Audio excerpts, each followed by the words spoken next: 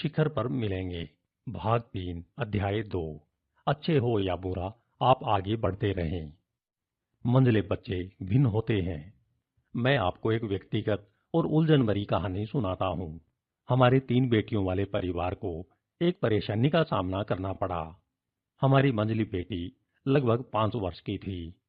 जैसा कि हर कोई जानता है कि मंझला बच्चा भिन्न होता है और वह बहुत समस्याजनक बच्चा होता है। हमें पहले से ही मालूम था कि हमें अपनी मंझली बेटी के साथ परेशानी आएगी, क्योंकि हमारे मित्रों ने और रिश्तेदारों ने हमें विश्वास दिला दिया था कि मंझला बच्चा भिन्न होता है। इस अंतर का कारण यह माना जाता है कि मंझले बच्चे को ना तो बड़े बच्चे की तरह सुरक्षा व स्वतंत्रता मिली होती है और ना ही उसे वह विशेष स्नेह और ध्यान मिल पाता है जो प्राय छोटे बच्चे के प्रति होता है। मंझली बेटी के साथ परेशानी आएगी, क्योंकि हमारे मित्रों ने और रिश्तेदारों ने हमें विश्वास दिला दिया था कि मंझला बच्चा भिन्न होता है। इस अंतर का कारण यह माना जाता है कि मंझले बच्चे को ना तो बड़े बच्चे की तरह सुरक्षा व स्वतंत्रता मिली होती है और ना ही उसे वह विशेष स्नेह और ध्यान मिल पाता है जो प्राय छोटे बच्चे के प्रति होता है।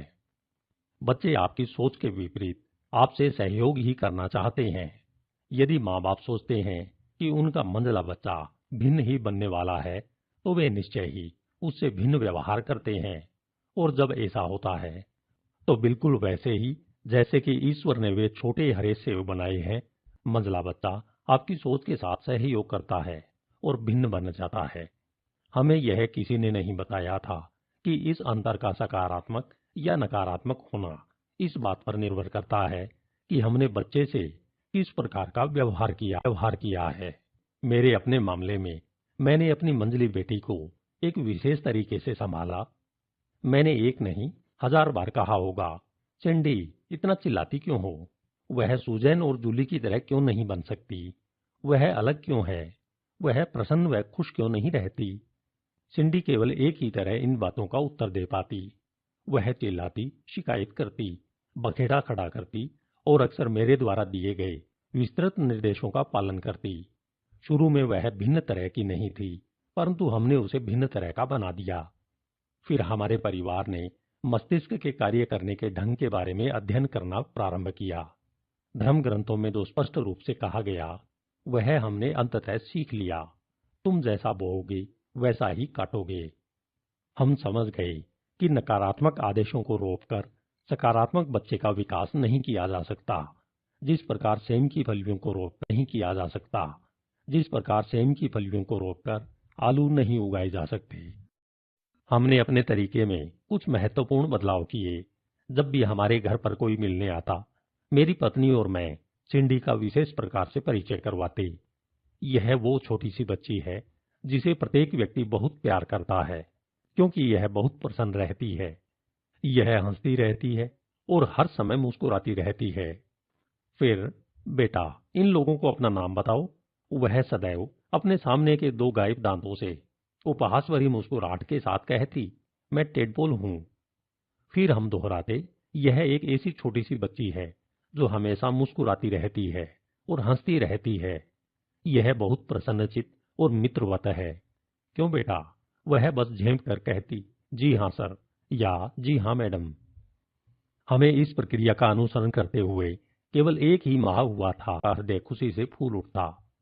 कोई हमसे मिलने आया और जैसी कि हमारी प्रथा थी, मैंने सिंडी को वहां बुलाया और कहा, यह हमारी छोटी सी बच्ची है जिसे हर कोई प्यार करता है। बेटा, इन्हें बताओ आपका नाम क्या है? उसने मेरे कोट की आस्तीन थाम ली और कहा, डैडी, मैंने अपना नाम बदल लिया है। कुछ विस्मय से मैंने कहा, अब आपका नाम क्या है? पहले से कहीं बड़ी मुस्कान के साथ उसने उत्तर दिया, मैं हैप्पी टेडपोल हूं। हमारे दोनों तरफ के पड़ोसी जानना चाहते थे कि सिंडी को क्या हो गया।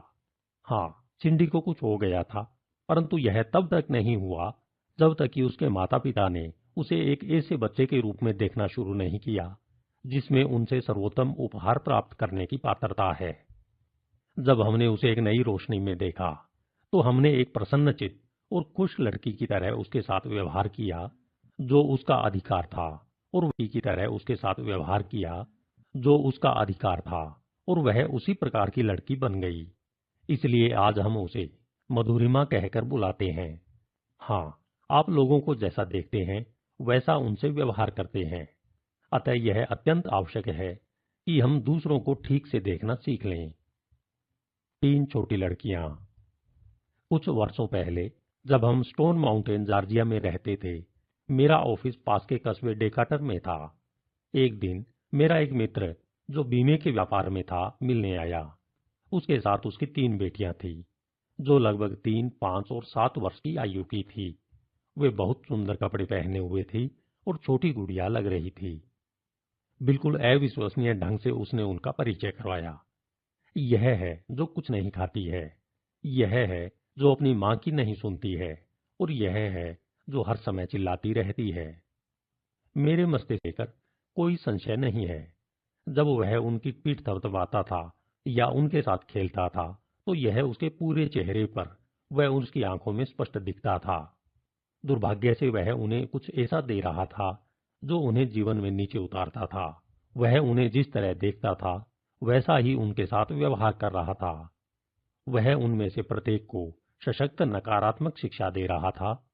इसकी पूरी संभावना है कि उसे बहुधा इस बात के लिए बहुत दुख होता होगा कि उसकी एक बच्ची है जो कि कुछ खाती नहीं है, एक है जो अपनी मां की सुनती नहीं है, और एक हर समय चिल्लाती रहती है। दुखद स्थिति यह है कि 1000 बार में से एक बार भी वह यह नहीं जान पाया कि ऐसा क्यों है। यह सच है कि हम वैसा काटते हैं जैसा कि बोते हैं, साथ ही साथ जैसा और लोग हमारे मस्तिष्क में बो देते हैं। इस प्रकार से हमारा अपने छोटे बच्चों को ठीक से देखना 2 गुना महत्वपूर्ण हो जाता है, क्योंकि हम उन्हें जिस प्रकार देखते हैं वही निर्धारित करता है कि हम उनमें क्या बोते हैं, जो बहुत हद तक निर्धारित करता है कि वे क्या बनते हैं। लिंडा इसाक के परिवार, मित्रों और अध्यापकों की नज़र में वह सीमित मानसिक क्षमता वाली एक बोनी लड़की थी, अतः वे उससे इसी प्रकार व्यवहार करते थे। इटली, टेक्सास में विशेष कक्षाओं में, क्योंकि उसके अध्यापक ऐसा सोचते ही नहीं थे कि वह कुछ सीख सकती है, अतः उन्होंने उसे सिखाने हेतु अधिक प्रयास भी नहीं किया। वे उसे हाई स्कूल पास करने तथा एक कक्षा से उत्तीर्ण करके दूसरी कक्षा में प्रवेश देते रहे। अब वह एक 4 फुट वाली 80 पौंड वजन वाली ऐसी हाई स्कूल पास लड़की बन गई जो पहली कक्षा के स्तर की तरह काम करती थी। इन परिस्थितियों में लिंडा के पास जीवन में 2 ही रास्ते थे। अपने आकार में कमी करना अथवा कुछ नहीं। तब उसकी मां ने गुडविल इंडस्ट्री में टेक्सास पुनर्वास आयोग की कैरोल फ्लैप से संपर्क किया। परिणाम स्वरूप लिंडा को डल्लास में एक बहन के साथ रहने और 3 सप्ताह के विस्तृत मनोवैज्ञानिक परीक्षण कार्यक्रम हेतु भेज दिया गया। उसको एक कार्य समायोजन कार्यक्रम के अंतर्गत रखा गया, जहां एक अलग किस्म की फसल उसके दिमाग में उगाई गई या बोई गई, जिसके परिणाम स्वरूप वह शीघ्र ही उस कार्यक्रम के स्तर से ऊपर उठ गई और उसे औद्योगिक संविदा केंद्र में स्थानांतरित कर दिया गया। आज वह दूरभाष संदेश प्राप्त करती है, टाइम कार्ड्स का रखरखाव करती है और प्रत्येक दिन की प्रगति आंकती है। जैसे जैसे उसका इस नए इलाज से आत्मविश्वास बढ़ा, वैसे उसके व्यक्तित्व में परिवर्तन आता गया। वह अमेरिका में लिटिल ट्यूलिप में शामिल हो गई और एक जो काम कर रही है उसे पसंद करती है, और उसकी ऐसी छवि है कि वह अब श्योरिटी कहे जाने का बुरा नहीं मानती। लिंडा इसाक की कहानी शायद एक सुखांत कहानी हो, परंतु इससे आपको यह आश्चर्य होगा कि कितने ही व्यक्तियों को किसी न किसी के द्वारा उन्हें घटिया रोशनी में देखने के कारण और उसी के अनुरूप उनसे व्यवहार के कारण उन्हें साधारण योग्यता के सुपुर्द कर दिया गया। यहां तक कि कॉलेज स्तर पर भी किसी आडंबरी प्रोफेसर द्वारा कुछ विद्यार्थियों का दंभपूर्वक यह घोषणा करके निषेध कर दिया जाता है कि उसकी कक्षा के ये विद्यार्थी सदैव असफल होते हैं और इनमें से कोई ए ग्रेड प्राप्त नहीं करता। स्पष्टतया इन प्रोफेसर को कभी ऐसा नहीं लगता कि इस झूठी शिक्षण बकवास के प्रदर्शन के पीछे वे अपनी पढ़ाने की असमर्थता को छिपा रहे हैं। व्यक्तिगत रूप से मेरा ऐसा सोचना है कि प्रोफेसर को और अधिक परिश्रम करना चाहिए ताकि वह कह सके कि वह ऐसा श्रेष्ठ अध्यापक है जिसके बहुत से विद्यार्थी ए ग्रेड प्राप्त कर सकते हैं और हर कोई उनके विषय को सीख सकता है। कृपया मुझे गलत ना समझें। मेरा कहने का आशय यह नहीं है कि अध्यापक को विद्यार्थियों की झूठी वाहवाही करनी चाहिए और वे वास्तव में जैसा काम कर रहे हैं उससे दरकिनार उनसे यह कहना चाहिए कि उनका काम बहुत अच्छा है। यह रास्ता तो शैक्षणिक आत्महत्या की ओर जाता है। दरअसल सैन फ्रांसिस्को के एक अध्ययन से पता चलता है कि अल्पसंख्यक समूहों के सदस्यों से यह बार बार कहा जाता है कि वे कितना अच्छा कार्य कर रहे हैं, भले ही उनमें सम्मिलित व्यक्ति अच्छा ना कर रहे हों। यह सबसे निर्दयी व्यवहार है, क्योंकि इससे डिप्लोमा धारक तुरंत कार्य करने में अक्षम व्यक्ति पैदा होते हैं, जो कार्य के लिए प्रतिस्पर्धा में खड़े भी नहीं हो सकते। इससे मोह भंग होने पर कि थोड़े से चमत्कारी शब्दांडवर द्वारा उसका साहस बढ़ाने पर वह समाज से स्पर्धा हेतु सक्षम न बनाए जाने का मूल्य वसूलने लगता है। अतः समस्या का निदान क्या है? मेरे पास ऐसी चुनिंदा शैक्षणिक समस्या का कोई सीधा निदान नहीं है, परंतु मैं यह अवश्य जानता हूं कि हमें विद्यार्थियों की संपूर्ण योग्यता की ओर ध्यान देने की आवश्यकता है।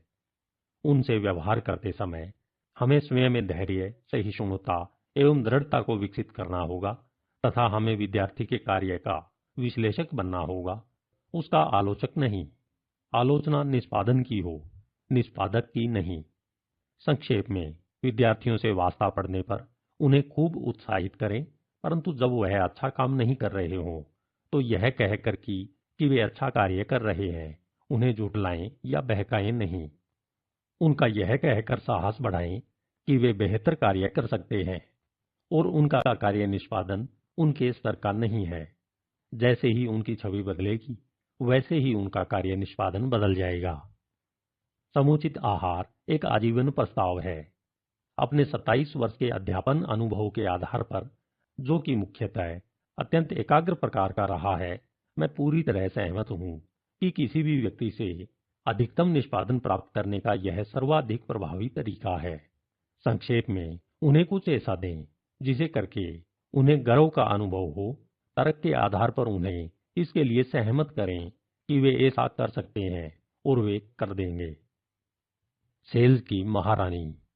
मेरी के कॉस्मेटिक के बोर्ड की अध्यक्षा मैरी के एश दूसरों में उनकी अच्छाई को और उनकी क्षमताओं को देख पाने के मूल्य और महत्व को भली भांति समझती है।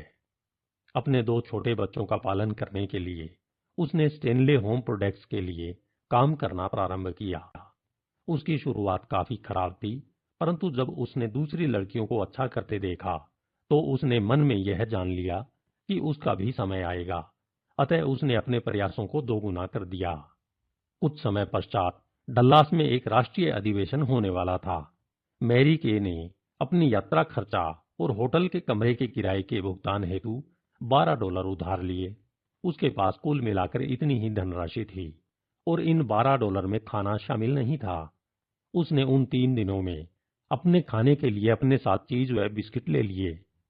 अधिवेशन बहुत प्रेरणादायी था। अधिवेशन की अंतिम रात, जब श्री स्टेनले बेवरेज ने एक लंबी दुबली आकर्षक लड़की के सिर पर सेल्स की महारानी का ताज रखा, तो मैरी के द्वारा उस क्षण किए गए निश्चय ने इसके लिए सफलता का मार्ग प्रशस्त कर दिया। जब वह प्रतियोगियों की पंक्ति से नीचे उतरकर प्रेसिडेंट बेवरेज से हाथ मिलाने के लिए बढ़ी और कहा, मिस्टर बेवरेज, आज रात आप नहीं जानते कि मैं कौन हूं, परंतु अगले साल इस अवसर पर आप जान जाएंगे, क्योंकि अगले वर्ष सेल्स की महारानी मैं बनने वाली हूं। स्टेनले बेवरेज इस बात पर कोई हल्की टिप्पणी भी कर सकते थे, परंतु उन्होंने ऐसा नहीं किया। उन्होंने मैरी के से हाथ मिलाते समय उसकी आंखों में झांककर स्पष्ट रूप से वह विशेष बात देख ली थी और उन्होंने उससे कहा, तुम्हें मालूम है, न जाने क्यों मुझे भी ऐसा लगता है। उसने ऐसा किया भी। बाद में दूसरी कंपनी में भी एक उत्कृष्ट करियर पथ पर बढ़ती गई। फिर एक दिन वह सेवानिवृत्त हो गई, परंतु उसकी 12 घंटों के कार्य दिवस से सेवानिवृत्ति केवल लगभग 1 माह तक चली। 1-2 दिन अपने विचारों के संग्रह हेतु साधना के बाद उसने एक पीला पैड उठाकर उस पर लिखना शुरू किया। उसने उन कंपनियों के बारे में जिनका वह प्रतिनिधित्व करती थी, वे सारी चीजें लिखी जो उसे पसंद थी। उसकी नजर में सेल्स में करियर चाहने वाली महिलाओं के लिए जो चीजें महत्वपूर्ण थी उसने वे भी लिख लीं। उसने वे चीजें भी लिखी जो अपना करियर बनाते समय वह करना चाहती थी, होना चाहती थी और हासिल करना चाहती थी। उसने एक ऐसी कंपनी शुरू करने का निश्चय किया जिसका आधार उसके द्वारा हर एक महिला में देखी गई सुंदरता व योग्यता को अवसर प्रदान करना हो। उसने महसूस किया कि जो कुछ उसके पास है उसका कुछ हिस्सा दूसरे व्यक्ति को देने से कहीं बेहतर है कि उस व्यक्ति में ही निहित प्रतिभा के बारे में उसे जानकारी दी जाए। मैरी के ने महिलाओं को विपुल धनराशि कमाने और जीवन में कैडिलेक वाहन सहित समस्त वैभव प्राप्त करने हेतु सक्षम रूप में देखा।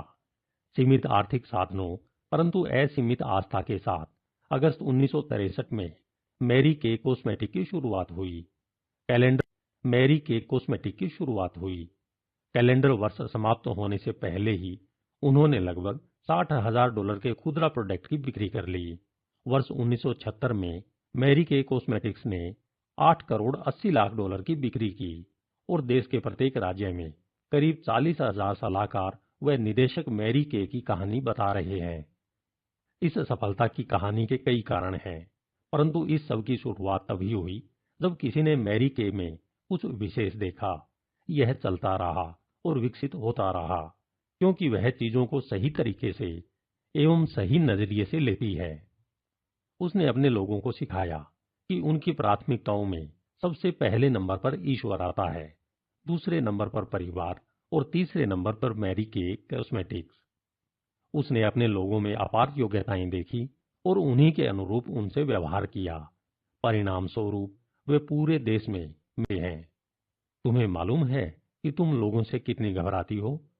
कोलंबिया एससी के एक डिपार्टमेंट स्टोर की एक घटना भी कुछ ऐसे ही नजरिए को चित्रित करती है। क्रिसमस का समय था और भीड़ बहुत थी। एक माँ और उसकी 5 वर्ष की छोटी सी बच्ची एक प्रदर्शन देख रही थी। माँ प्रदर्शन देखने में लीन थी और उसकी नजर बच्ची से हट गई जो कुछ फीट की दूरी पर खिसक गई थी। जल्दी ही माँ से बच्ची बिछुड़ गई। माँ ने कुछ देर इधर उधर नजर दौड़ाई और बच्ची ढूंढ ली। फिर वह अपनी बच्ची के लिए जानवर की तरह लपकी और हड़बड़ाकर बोली, तुम इधर मेरे पास आओ। तुम्हें मालूम है कि तुम लोगों से कितना घबराती हो? क्या आप बस कल्पना नहीं कर लेते कि बड़े होने से पहले बच्चा कितनी चीजों से घबराने वाला है?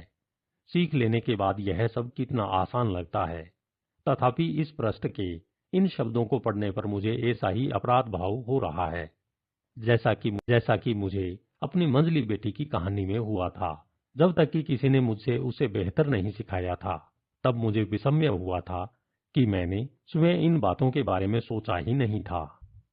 उन्हें सीख लेने के बाद मैं उन बातों को सिर्फ सहज बुद्धि की बातें कहने लगा। कोई घटना घट जाने के बाद उससे सीखने अथवा समझने की दृष्टि के बारे में मैंने अक्सर 2 बातें कही जाती सुनी है। पहली, यह हमेशा ठीक थी। दूसरी, यह कभी किसी काम की नहीं थी। यह केवल कुछ हद तक ठीक है। किसी घटना के बाद यदि आप उससे सीखते हैं तो यह दृष्टि बहुत काम की है, और यदि किसी और के साथ हुई घटना से आप सीखते हैं तो यह दृष्टि और भी काम की है। अगर यह इस प्रकार नहीं होता तो हमें प्रत्येक पीढ़ी के लिए नए सिरे से चक्र पुनः खोजना पड़ता। बांटने से लाभ होता है। क्रांतिकारी युद्ध के ख्याति प्राप्त मेजर एंडरसन एक लाइब्रेरी के मालिक थे। वे एक निस्वार्थ व्यक्ति थे जिन्होंने वह लाइब्रेरी उस क्षेत्र के उन युवाओं के लिए खोली थी जो और अधिक ज्ञान अर्जित करना चाहते थे। उन युवा लड़कों में से एक स्कॉटलैंड का लड़का था जो मेजर एंडरसन के घर प्रत्येक शनिवार की सुबह आता था और पूरे दिन पढ़ने के लिए उपलब्ध इस अवसर के प्रति वह बहुत कृतज्ञ था। स्पष्टतया उसने इस प्रक्रिया में बहुत कुछ सीखा, क्योंकि एंड्रयू कार्नेगी अमेरिका के इतिहास में सर्वाधिक उत्पादक व धनी व्यक्तियों में से एक बन गए थे। उसने उस वक्त 43 व्यक्तियों को करोड़पति बनाया जब करोड़पति व्यक्ति गिने चुने होते थे। कार्नेगी ने इस दयालुता को दूसरी तरह से आगे बढ़ाया।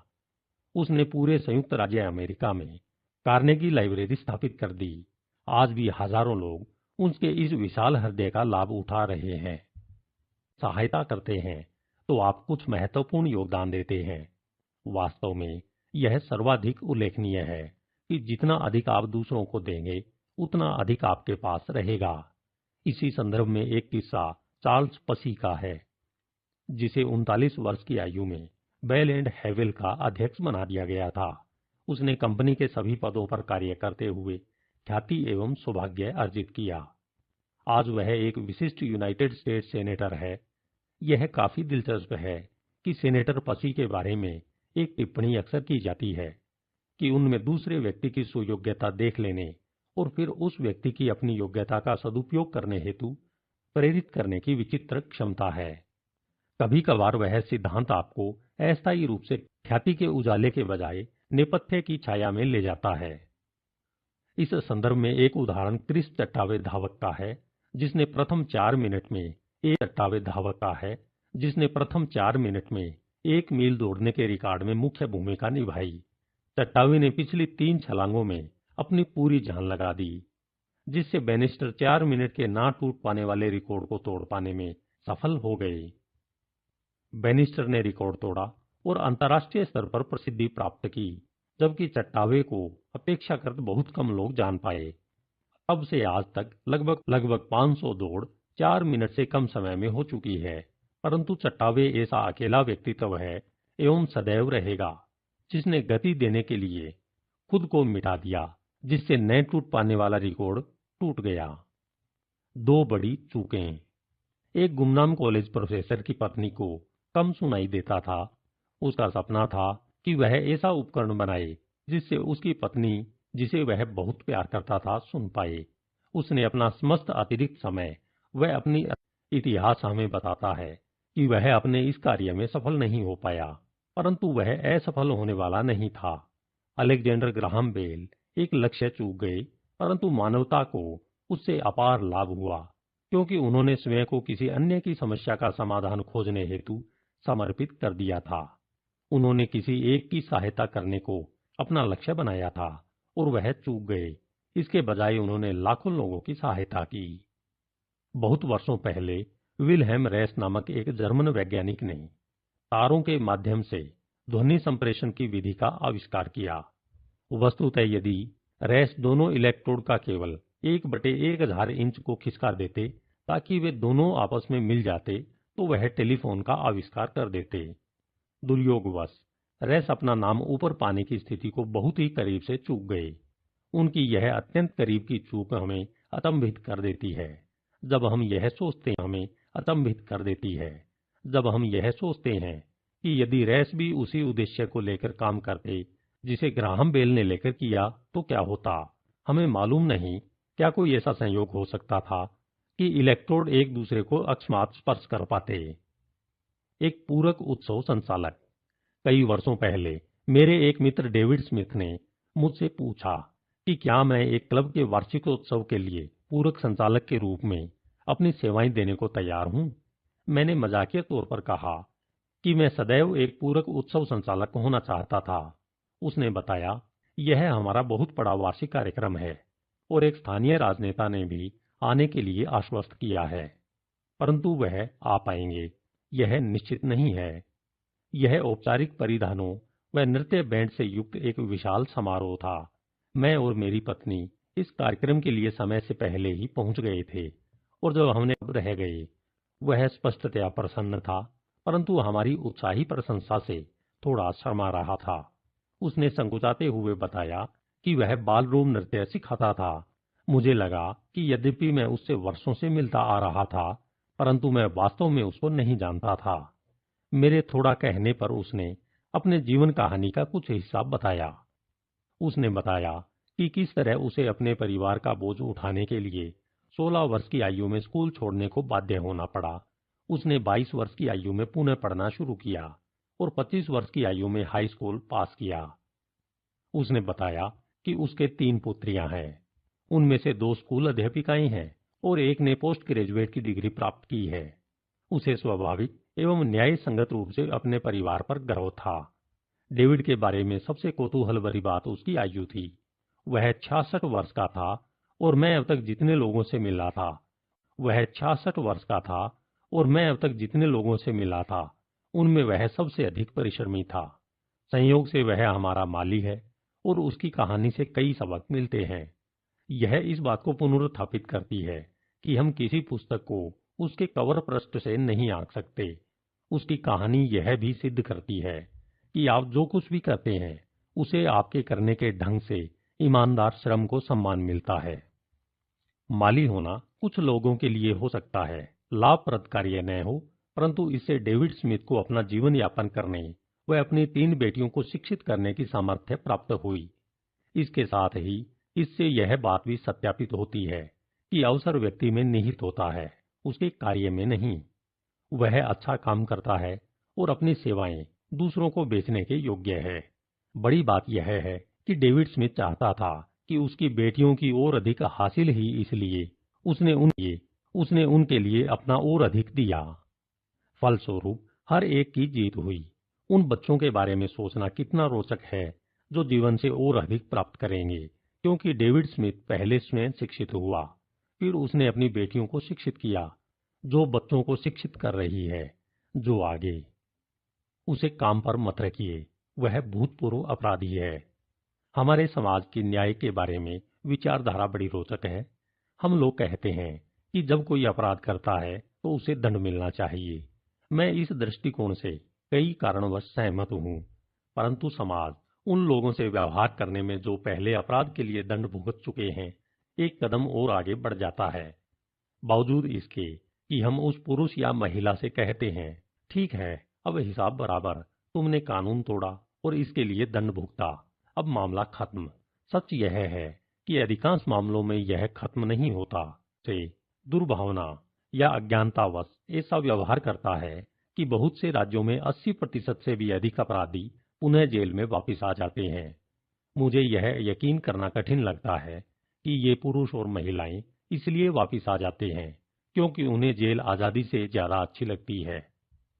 यदि कोई भूतपूर्व अपराधी अपने स्वाभावी मालिक को सच बतला दे तो उनमें से अधिकतर उसे वह दूसरा मौका नहीं देंगे, और यदि वह संभावी मालिक को सच नहीं बतलाता तो सच हर हाल में जाहिर हो जाएगा एवं उस व्यक्ति की कार्यकुशलता को नजरअंदाज करते हुए उसे नौकरी से निकाल दिया जाएगा। इसका कारण बिल्कुल स्पष्ट है। हमारा स्वभाव है कि हम उसे अपराधी देखते हैं और भूतपूर्व भूल जाते हैं। उस व्यक्ति को देखने पर एक विचार हमारे मन में 1000 बार आता है, यह व्यक्ति कैदी रहा है, चोर है, झूठा है, जालसाज है आदि। स्मरण रहे, हम ही व्यवहार करते हैं जैसा हम उन्हें देखते हैं। अतः यदि हम पूर्व अपराधियों को चोरों की तरह देखते हैं तो हम इसी तथ्य की पुष्टि करते हैं। इसे किसी भी वास्तविक अथवा काल्पनिक आघात के साथ जोड़ देने से विस्फोटक स्थिति पैदा हो जाती है। कुंठाओं की लंबी श्रृंखला के बाद जब वे ईमानदारी से स्वयं को समायोजित करने की कोशिश कर चुके हैं तो वे अक्सर अपनी स्थिति को न्यायोचित ठहराने लगते हैं। उनके तर्क कुछ इस तरह के होते हैं, हर किसी को पता है कि मैं पूर्व अपराधी हूं, इसलिए कोई मुझ पर भरोसा नहीं करता। वे सोचते हैं कि मैं फिर से फिसल सकता हूं, इसलिए वे मुझ पर कड़ी नजर रखते हैं। पहली ही ठोकर लगने पर मुझे बाहर निकाल करेंगे। कुछ कमा लेने तक मुझे यह झेलना होगा और इसे हासिल करने का सिर्फ यही तरीका है। यह तर्क उन्हें पुनः अपराध और जेल की ओर बढ़ा देता है। यह एक समस्या है। अब इसके समाधान पर गौर करें। समाज के एक सदस्य के रूप में व्यक्ति द्वारा की गई गलती हेतु केवल उसे दंडित करने के बजाय पहले उसकी समाज में सफल वापसी के लिए तैयारी करने पर ध्यान दें। मैं पूर्वाग्रहित हूं, परंतु मैं सोचता हूं कि उसे इस पुस्तक पर आधारित रिचर लाइफ कोर्स पढ़ाया जाना चाहिए। दूसरी बात, वह स्रोत जिस पर हम सभी समस्याओं के समाधान हेतु भरोसा कर सकते हैं, अर्थात धार्मिक पुस्तक की ओर चलें, जिसमें कहा गया है कि यदि हमारा भाई हमारे विरुद्ध अतिक्रमण करता है तो हमें उसे डांटना, दंडित करना चाहिए, और यदि वह अपनी गलती स्वीकार करके पश्चाताप करता है तो हमें उसे क्षमा कर देना चाहिए एवं उसी के अनुसार उससे व्यवहार करना चाहिए। हम में से अधिकतर लोग दोहरे मापदंड रखते हैं। एक बेकरी वाले को शक हुआ कि वह किसान जो उसे मक्खन की आपूर्ति करता है, तौल में कम मक्खन देता है। उसने ध्यानपूर्वक वजन जांचा और उसका शक पक्का हो गया। अत्यंत क्रोधित होकर उसने किसान को गिरफ्तार करा दिया। मुकदमे के दौरान किसान द्वारा अपनी सफाई देने पर न्यायाधीश संतुष्ट हो गया और बेकरी वाला आत्मग्लानि से भर गया। किसान के पास स्केल नहीं थी, इसलिए वह तराजू का प्रयोग करता था और वह प्रतिदिन उसी बेकर से 1 पौंड डबल रोटी खरीदकर उसे बाट के रूप में इस्तेमाल करता था। उन लोगों में जो जेल काट चुके हैं एवं उनमें जो कभी जेल गए ही नहीं, बहुत बड़ा अंतर केवल पकड़े जाने का है। और बहुत से व्यक्तियों के गले में भूतपूर्व अपराधी की तख्ती लटकी होती है। यदि वे अपने आयकर में की गई धोखाधड़ी के कारण पकड़े गए होते, बहुत से लोग बिना चालक लाइसेंस के होते, यदि वे गति सीमा से अधिक तेज वाहन चलाते, किसी पहाड़ी अथवा मोड़ पर वाहन गुजारने पर रुकने के संकेत को पार करने, वह पुनः बलपूर्वक कहता हूं कि कानून तोड़े जाने पर दंडित किए जाने में मैं विश्वास रखता हूं, परंतु साफ तौर से हमें दोषी व्यक्ति के खाते में उस समय लिख देना चाहिए, दंड का पूर्ण भुगतान कर दिया गया है। इससे उसे हमारा समर्थन मत प्राप्त होगा, जो उसके आत्मविश्वास की पुनर्स्थापना में सहायक होगा। जब ऐसा होगा तो इस बात की बहुत अधिक संभावनाएं हैं कि वह दोषी व्यक्ति अपनी सहायता स्वयं कर पाएगा और समाज में अपना योगदान दे पाएगा। हम उसे कैसे देखते हैं, इस बात पर बहुत कुछ निर्भर करता है। वास्तव में कुछ मायनों में पूर्व अपराधी हम में से बहुतों से आगे है, क्योंकि उसने अपना ऋण चुका दिया है और हमारा अभी चुकता नहीं हुआ, क्योंकि हम अभी पकड़े नहीं गए हैं। मैं सहमत हूं कि पहली बार अपराध करने वाले किसी युवा व्यक्ति के ऊपर कोई काम लादना या किसी प्रकार की कैद का दंड देना उसके अपराध जीवन का सबसे प्रभावी American institute for characters education द्वारा पूरी तरह न्यायोचित ठहराया गया है। अध्यापकों की सहायता हेतु बनाया गया उनका यह पाठ्यक्रम एक सिद्धांत पर आधारित है कि स्कूल आयु के वे बच्चे जिन्हें अपने व्यवहार के संभव परिणामों को ध्यान में रखना सिखाया जाता है, स्वतः ठीक व्यवहार करते हैं। यह पाठ्यक्रम पहली कक्षा से 5वीं कक्षा तक के लिए है और 500 से भी अधिक स्कूलों में इसका परीक्षण किया जा चुका है। इंडियानापोलिस का पब्लिक स्कूल इस दृष्टिकोण की प्रभावपूर्णता का सुंदर उदाहरण है। 1970 से पूर्व यह भवन किसी दंगाग्रस्त क्षेत्र के स्कूल की तरह दिखता था। बहुत सी खिड़कियां टूटी हुई थी और शीशों के स्थान पर चूने की चिनाई कर दी गई थी। अधिकांश विद्यार्थी असभ्य, अशिष्ट और शिक्षकों के प्रति उद्दंड थे। बच्चों में स्कूल के प्रति कोई गर्व का भाव नहीं था। सितंबर 1970 के बाद $100 से भी कम मूल्य के शीशे टूटे और यह 1970 के बाद $100 से भी कम मूल्य के शीशे टूटे और यह भी आकस्मिक थे। विद्यार्थी अब अध्यापकों के प्रति अधिक सम्मान व सहयोग की भावना रखते हैं तथा वहां पर अब सब के लिए एक और एक के लिए सब वाले समभाव की अनुभूति होती है। यह सिद्धांत चाहे किसी छोटे बच्चे पर लागू किया जाए या कानून तोड़ने वाले 16 वर्ष के बच्चे पर, दोनों परिस्थितियों में बराबर कारगर है। मैं साथ ही यह भी कहना चाहता हूं कि यदि यह व्यवहारिक दृष्टिकोण घरों में माँ बाप अपने बच्चों के प्रति उनकी कम आयु में ही शुरू कर दें तो इससे अपराध और कम हो जाएंगे। यह संभव है कि जैसा कि डॉक्टर जेम्स डॉबसन ने अपनी पुस्तक डेयर टू डिसिप्लिन में बड़े सटीक ढंग से कहा है कि अनुशासन वह पद्धति है जिसे आप बच्चे के लिए निर्धारित करते हैं, ना कि उसके लिए बच्चे को निर्धारित करते हैं। रियलिटी थेरेपी पद्धति के जनक विलियम ग्लाइये कि अनुशासन बच्चे के निश्चित व्यवहार के प्रति कार्रवाई है और इसे सुधारात्मक स्नेह के रूप में लिया जाता है, इसलिए यह बच्चे द्वारा स्वीकार कर लिया जाता है। दंड एक प्रतिक्रिया है जो बच्चे पर संचारित की जाती है और एक विरोधपूर्ण दुत्कार के रूप में ली जाती है, इसलिए इसके प्रति गहरा रोष उत्पन्न होता है। यह निश्चित करने के लिए कि बच्चा इस अंतर को समझता है, डॉक्टर ग्लासर अनुशासनात्मक सत्र का प्यार भरा निष्कर्ष रखने का सुझाव देते हैं। इस प्यार भरे नियंत्रण से माँ बाप बच्चे को व्यक्तिगत मूल्य देने में समर्थ हो पाते हैं। आपका दूसरों पर प्रभाव अवश्य पड़ता है, अच्छा या बुरा, सकारात्मक या नकारात्मक। यह एक वजह है कि दूसरों के प्रति सही दृष्टिकोण और अच्छा व्यवहार रखना कितना महत्वपूर्ण है। हम जिस व्यक्ति के जीवन को स्पर्श करते हैं उसमें एक भूमिका अभिनीत करते हैं, वस्तु को स्पर्श करते हैं उसमें एक भूमिका अभिनीत करते हैं। वस्तुतः हमारे पास किसी के भविष्य की कुंजी हो सकती है। अगली कहानी में इसे सुंदर ढंग से बताया गया है, क्योंकि वह अवसर और उत्तरदायित्व दोनों को ही चित्रित करती है। कृपया चाबी। एक बुजुर्ग व्यक्ति मुख्य धर्मस्थल में बैठा ऑर्गन बजा रहा था। दिन ढल चुका था और अस्त होते सूर्य का प्रकाश कांच की खिड़की से होकर उस वृद्ध व्यक्ति को किसी देवदूत की आभा प्रदान कर रहा था। वह एक निपुण ऑर्गन बजाने वाला एवं दुखी व उदास गीत बजा रहा था, क्योंकि उसका स्थान एक युवा व्यक्ति को दे दिया गया था। गोधूली के समय लगभग अशिष्टता पूर्वक वह युवा व्यक्ति मुख्य धर्मस्थल के पिछले द्वार से अंदर आया। वृद्ध व्यक्ति ने उसके अंदर आने को भांप लिया, ऑर्गन से चाबी हटाई, उसे अपनी जेब में रखा और धर्मस्थान के पीछे की ओर चल पड़ा। जैसे ही वृद्ध व्यक्ति उस युवा ने अपना हाथ बढ़ाया और कहा, कृपया चाबी। बुजुर्ग व्यक्ति ने अपनी जेब से चाबी निकाली और उस नौजवान को दे दी, जो शीघ्रतापूर्वक ऑर्गन की तरफ बढ़ा। वह एक क्षण के लिए रुका, बेंच पर बैठा, चाबी लगाई और उसने ऑर्गन बजाना शुरू कर दिया।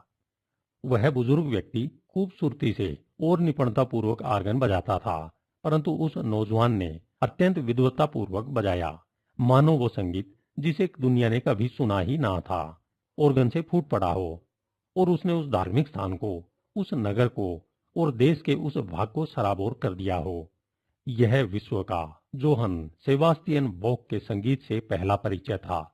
वृद्ध व्यक्ति ने अपने गालों पर ढलकते आंसुओं के साथ कहा, कल्पना करो, केवल कल्पना, कि मैंने इस विशेषज्ञ को चाबी ना दी होती। यह स्पष्ट है कि उस वृद्ध व्यक्ति ने नौजवान को चाबी दी।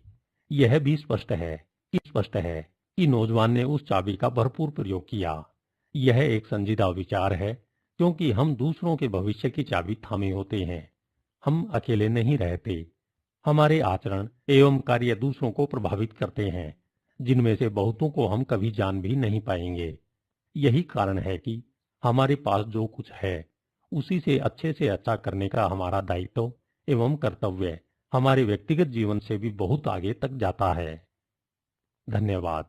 आपका दिन शुभ हो।